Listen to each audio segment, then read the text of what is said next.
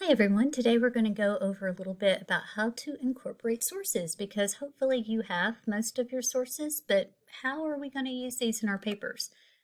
So one of the very first things you want to do is start by kind of synthesizing your information. And you've probably been doing this but didn't realize it had a fancy schmancy name like synthesizing.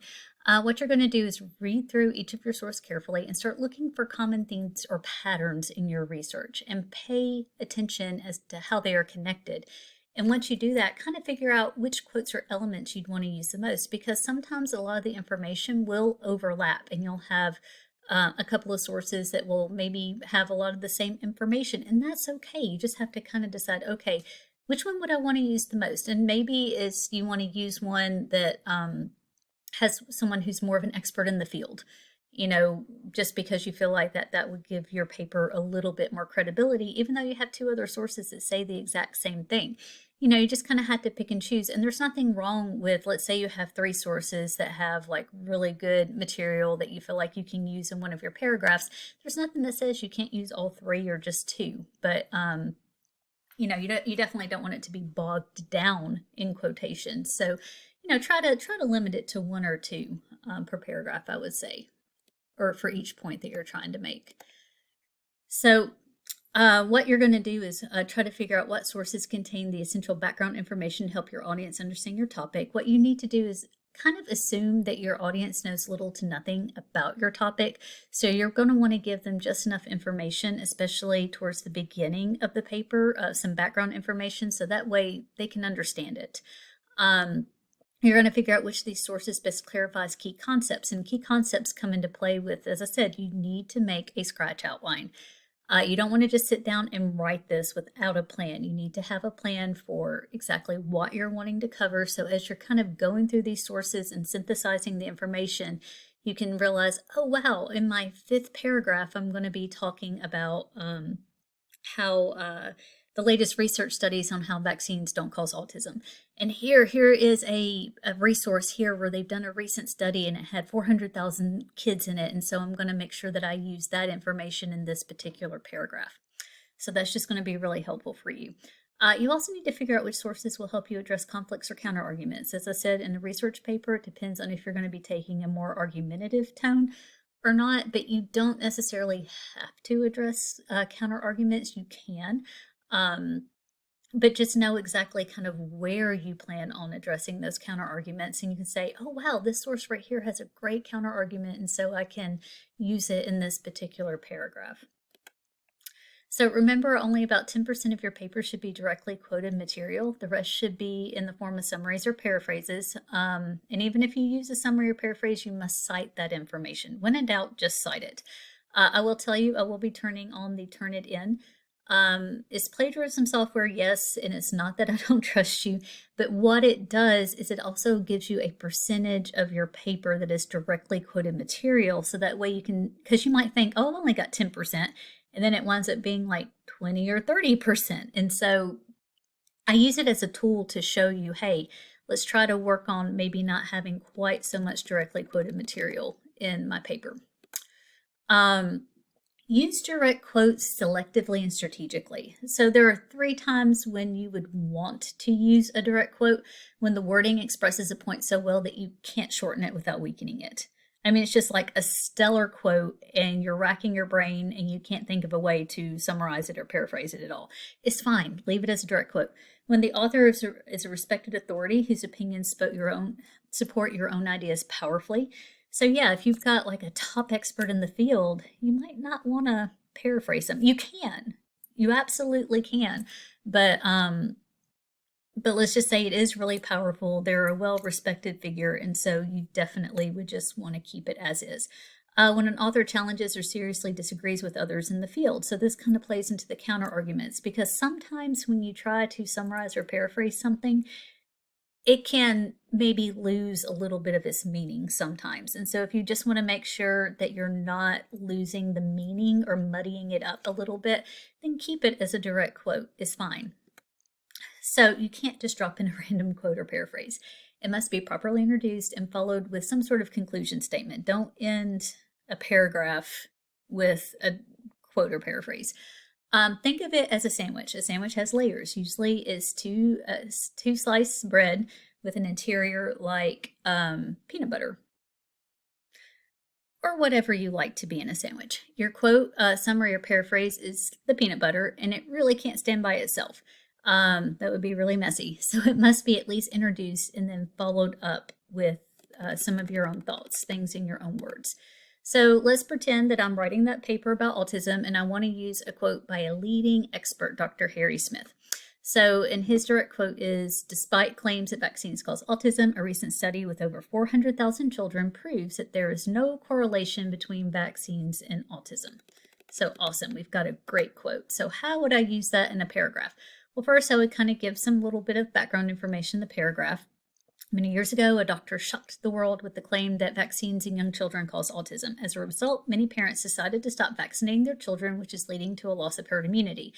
And that just came from my own background knowledge, from reading about it a lot, studying about autism. I used to work in special ed, so I happen to know a little bit about autism. And that's okay to pull from your own knowledge base. You don't have to quote that. Things like common knowledge, like almost everybody knows the Titanic sank in 1912. Hopefully, almost everyone knows the Declaration of Independence was signed on July 4th, 1776. You don't have to quote that stuff. If it's something that you've studied a lot and that you know a lot about, you don't have to quote yourself. Or if you can't quite remember, I don't remember where I learned this. It's just that I have read a lot about it and I know a lot about it, and you're just writing it, then you don't have to cite this.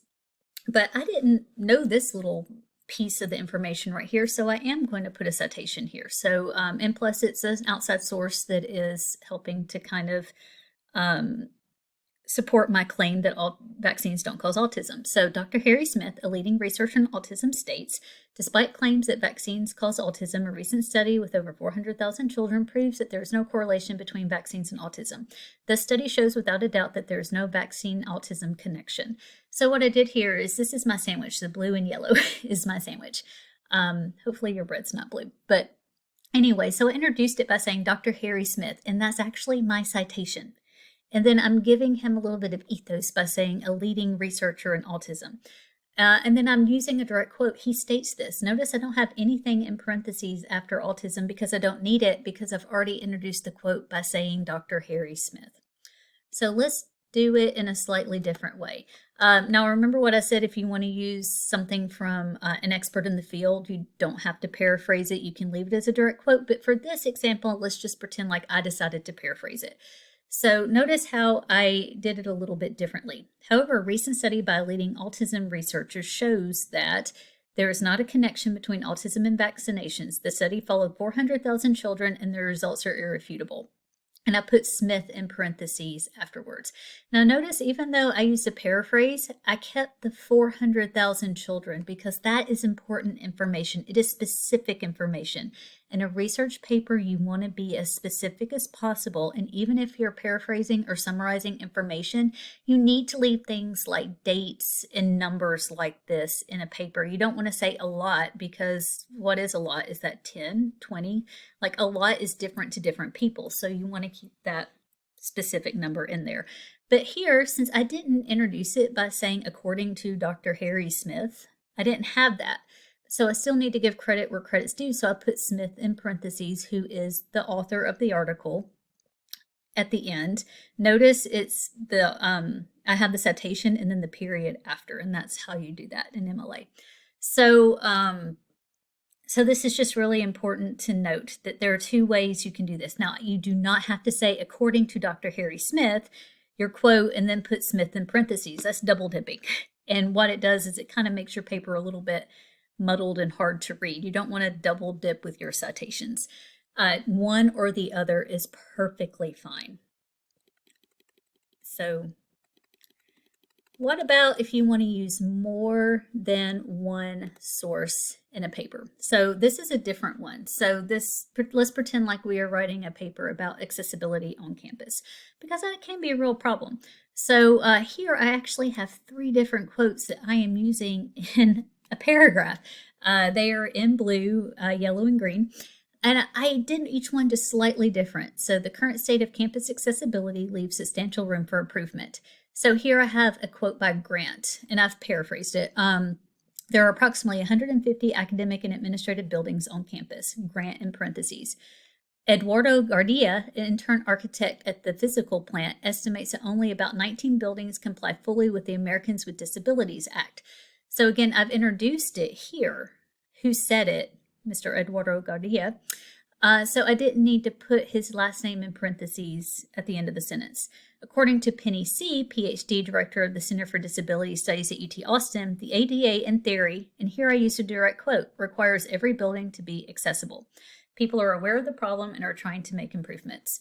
So I have my sandwich here, and then I have like 3 quotes here, and that's actually fine to use because you're trying to bring a point home.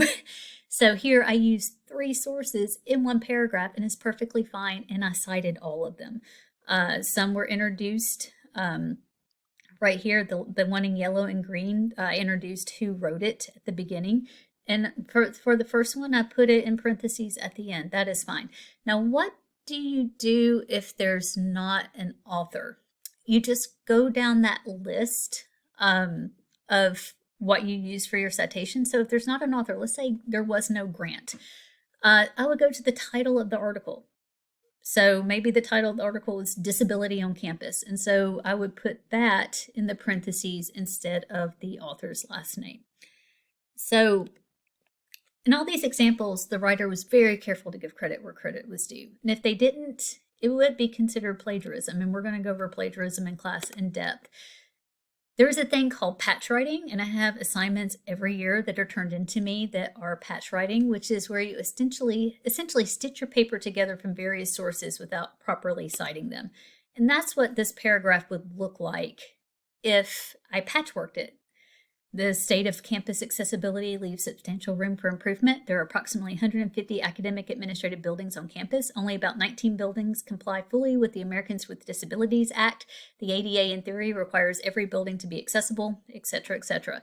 So it sounds really good, but I didn't cite any of my sources. And I get a lot of papers like this. I'll tell you guys, a key for me that lets me know that you got something from an outside source, unless it's something like common knowledge, is if there's a specific date or a specific number attached to it. And so in my feedback to you, I'm going to be like, okay, you just said 2 million people would love to have a dog. I'm just making that up. I'm going to be like, okay, where did you get that statistic? Did you just make it up? Because if you made that up, that's really damaging your credibility because you're just saying stuff without anything to back it up. So if I'm seeing numbers, then I'm going to expect that there is going to be some sort of citation around there to let me know, hey, where did you get this information?